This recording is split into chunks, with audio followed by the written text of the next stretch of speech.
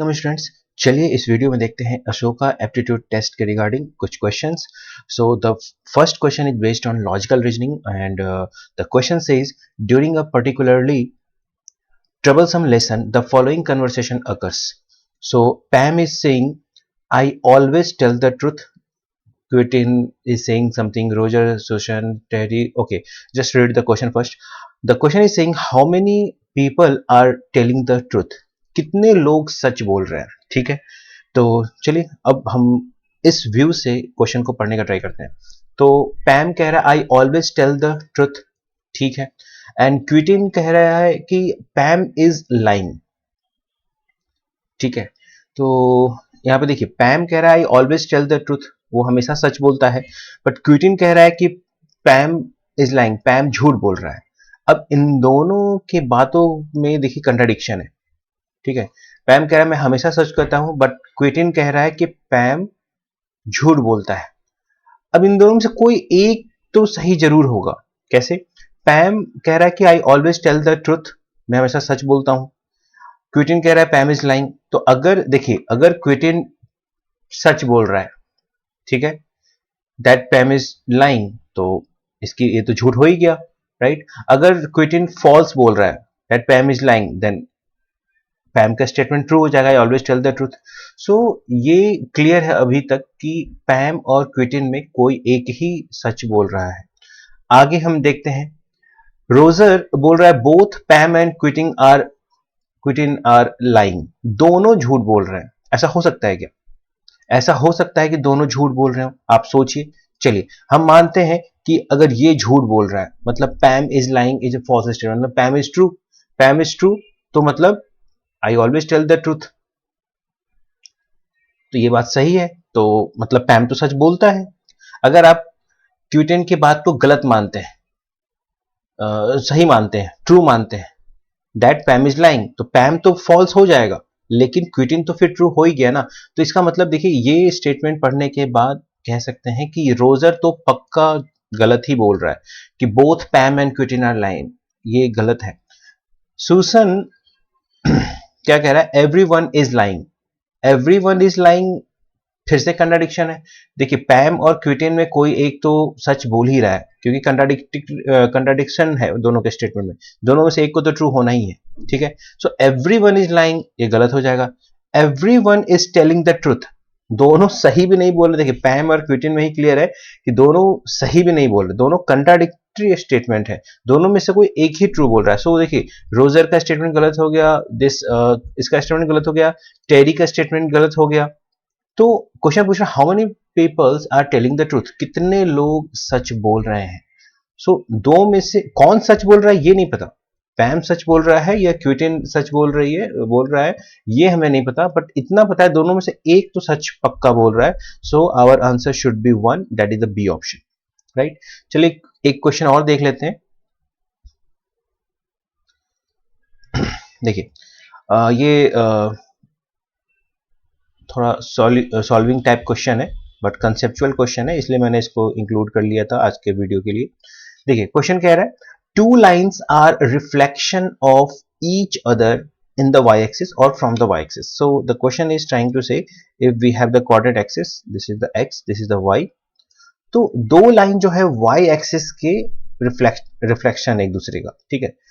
Two of the following points, इधर मैं दो डायग्राम बनाता हूं, this is the x, this is the y। कह रहा है कि जैसे एक लाइन अगर मेरा ये है, ठीक है, तो दूसरा लाइन कुछ ऐसा होगा। ठीक है, मान लेते हैं ये लाइन L1 है, ये लाइन L2 है, दोनों एक दूसरे का मिरर इमेज है with respect to y axis. ठीक है, कह रहा है कि इन चार में से कोई दो पॉइंट एक लाइन पे है और बाकी के दो पॉइंट दूसरे लाइन पे है। तो आपको बताना है state the equation of two lines, उन दोनों लाइन का इक्वेशन बताइए और उनका पॉइंट ऑफ इंटरसेक्शन बताइए। देखिए यही क्वेश्चन अगर मैं ऑप्शन के साथ बना दूं तो ये आपका बिल्कुल सुटेबल क्वेश्चन हो जाएगा आपके अशोका एप्टीट्यूड टेस्ट के लिए।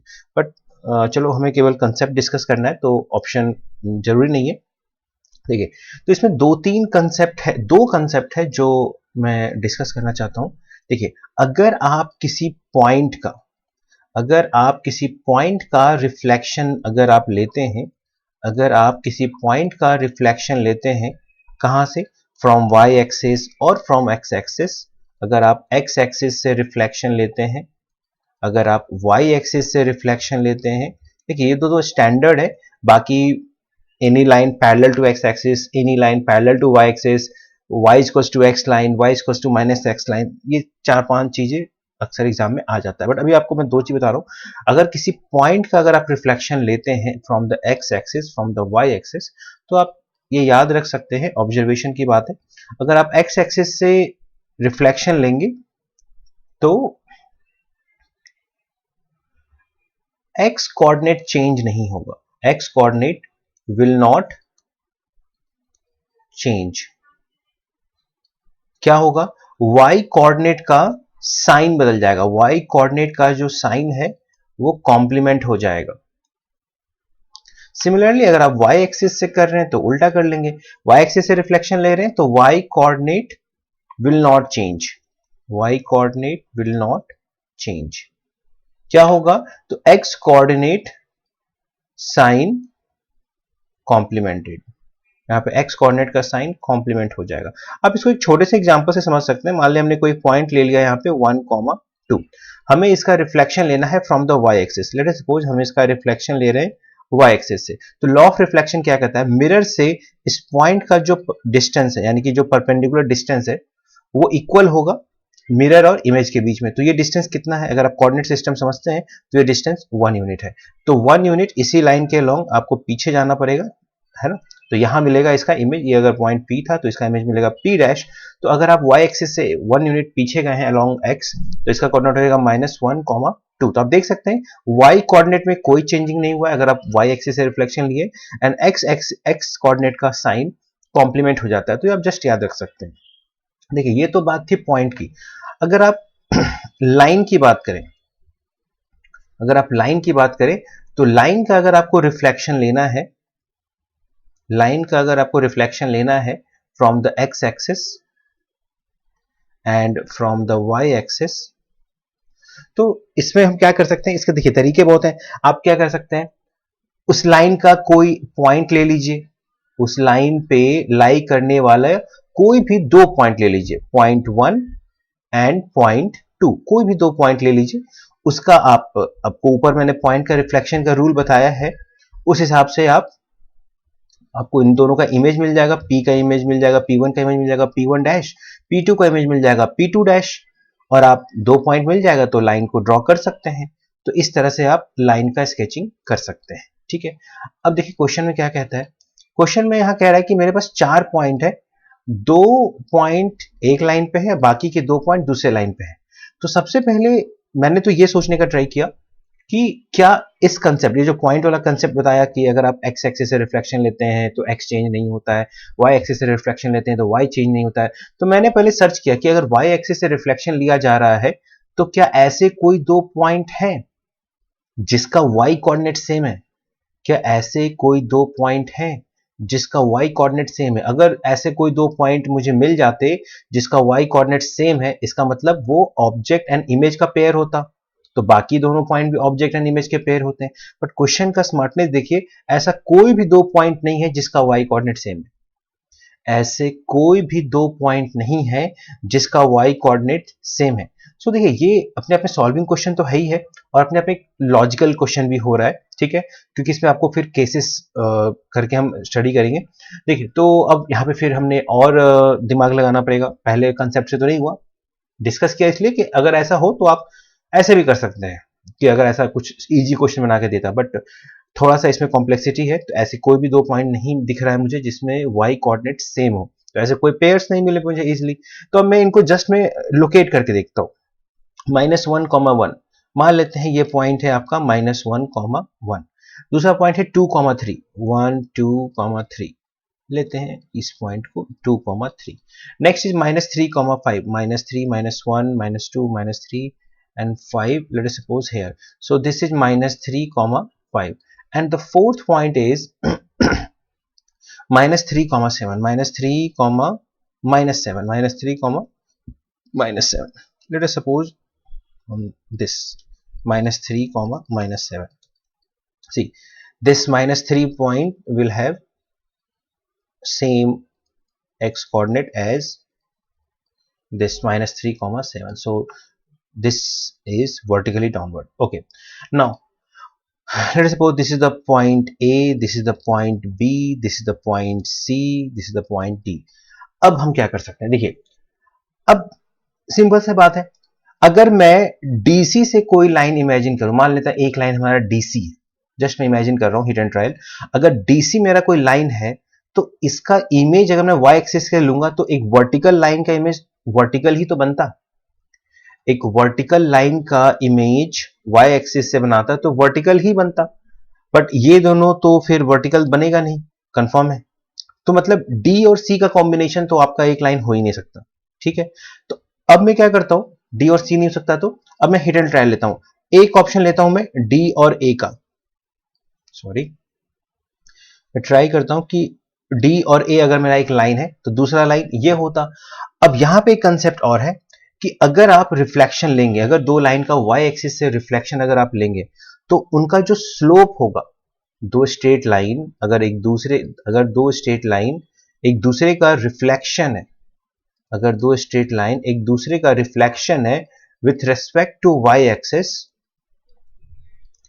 तो उन दोनों लाइन का जो स्लोप होता है इक्वल होता है but opposite in sign, right. दोनों का जो स्लोप होगा वो इक्वल होगा बट अपोजिट इन साइन होगा। तो चलिए क्या हम DA का स्लोप निकाल सकते हैं क्विकली, DA का हम स्लोप निकाल सकते हैं, इसका हम स्लोप निकाल सकते हैं change in y upon change in x। So 5 - 1 that is the 4 upon y2 - y1 upon x2 - x1 -3 minus of -1 that is the -2, right. So देखिए ये आ रहा है -2, तो क्या फिर हमें क्या करना होगा, दूसरे लाइन का भी स्लोप निकाल के देखना होगा, यानी कि CB लाइन का हमें स्लोप निकाल के देखना होगा। क्या आना चाहिए, ये 2 आना चाहिए। क्यों, क्योंकि जो स्लोप होता है इक्वल होता है बट अपोजिट इन साइन होता है, अगर ये दोनों एक दूसरे का रिफ्लेक्शन बन रहा है तो, ठीक है। तो इसका स्लोप भी हम निकाल लेते हैं, इसका स्लोप अगर हम निकालेंगे y2 - y1, so 3 minus of -7 that is the 10 upon 2 minus of -3 that is the 5। देखिए एग्जैक्टली 2 आ रहा है जो कि दोनों एक दूसरे के इक्वल है बट अपोजिट इन साइन है। इसका मतलब यस ये लाइन L1 है और ये लाइन L2 है, दोनों एक दूसरे का मिरर इमेज बनेगा। So state the equation of two line. अगर आपको दो पॉइंट मिल गया तब तो लाइन इक्वेशन बनाना कौन सी बड़ी बात है, स्लोप भी पता चल गया। मान लेते हैं ये जो लाइन L2 है, अगर आप L2 का इक्वेशन लिखना चाहते हैं तो आप लिख सकते हैं y equals to mx plus c that is equals to y equals to m की वैल्यू तो आपको पता ही है 2x प्लस c। अब c की वैल्यू कैसे निकलेगी, c की वैल्यू निकालने के लिए किसी एक पॉइंट से सेटिस्फाई करा दीजिए। आपको पता है -3 और -7 इस पे लाई कर रहा है तो हम इसको सेटिस्फाई करा सकते हैं। तो -7 equals to -3 into 2 -6 plus c, so c is equals to -1। इसका मतलब हो गया कि ये जो पॉइंट है, ये जो लाइन है y इक्वल्स टू 2x - 1 है। इसका मतलब इसका जो y इंटरसेप्ट है वो -1 है, यही तो है y इंटरसेप्ट, दोनों y पे ही तो कट कर रहे हैं, तो इसका मतलब ये -1, 0 है। तो हमें पॉइंट ऑफ इंटरसेक्शन भी देखिए मिल गया है, पॉइंट ऑफ इंटरसेक्शन स्मार्टली देखा जाए तो -1, 0 ही होगा, ठीक है, क्योंकि दोनों एक दूसरे का y एक्सिस के साथ रिफ्लेक्शन है तो y पे ही दोनों पॉइंट सेम होंगे, ठीक है, y एक्सिस पे ही। अगर आपको L1 का इक्वेशन चाहिए जो कि यहाँ पे दिख रहा है L1, सिमिलरली आप लिख सकते हैं L1 का इक्वेशन हो जाएगा y equals to mx plus c। m हमको पता है, c भी पता है, m कितना था इसका -2x - 1। क्यों, क्योंकि y इंटरसेप्ट हम पहले ही निकाल चुके हैं। अगर पहले हम L1 निकालते तो यहाँ से पता चल जाता, L2 निकालते वहां से पता चल जाता। सो आई थिंक कि ये एक अच्छा कंसेप्चुअल क्वेश्चन था, छोटा क्वेश्चन था, इजी क्वेश्चन था, बट एग्जाम के लिए अच्छा क्वेश्चन था क्योंकि एग्जाम में डायरेक्ट सोच पाना थोड़ा सा आपके लिए प्रॉब्लम कर सकता था। तो अगर ये डिस्कशन आपको अच्छा लगा हो तो इस वीडियो को लाइक करें और अपने दोस्तों में शेयर करें, इस चैनल को सब्सक्राइब करना ना भूलें। Thank you, thanks for watching.